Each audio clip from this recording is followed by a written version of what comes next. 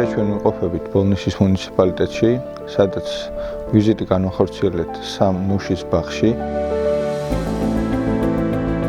რეკომენდაციები გავაცით მცენარეთა სხვა ფორმირებასთან დაკავშირებით და სხვა აუცილებელ საკითხებთან დაკავშირებით.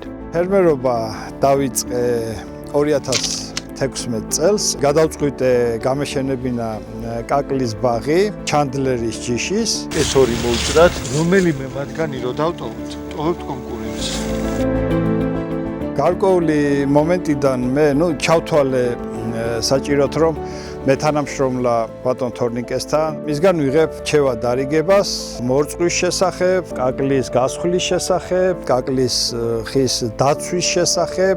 ეს ვერტიკალურად რო დგას, ყოველთვის ნაკლები წონა დააწვება და გვერდზე ნაკლებად გადაიხრება, რაც საშუალებას მისცემს, რომ უფრო გაიზარდოს. ამ კონკრეტულ შემთხვევაში ესე ჯობია. მცენარის ფორმირება მიმდინარეობს მიძინების ფაზაში, როდესაც ტემპერატურა არის დაბალი და მცენარის ფორმირებაზე არის დამოკიდებული მოსავლიანობა. უნდა მოვირიდოთ ჩახშირული ტოტები და უნდა გავამახვილოთ ყურადღება და დავტოვოთ ისეთი ტოტები, რომელსაც უფრო მეტი სანაყოფე კვირტი აქვს. ეს ორი ტოტი აუცილებლად მოსაჭრელია.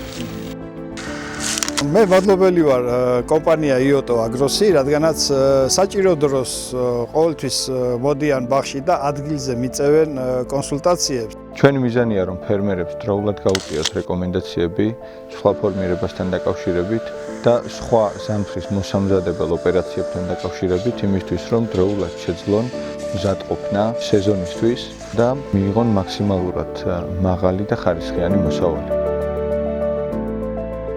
იოტო აგრო გისურვებთ წარმატებულ და ნაყოფიერ 2025 წელს.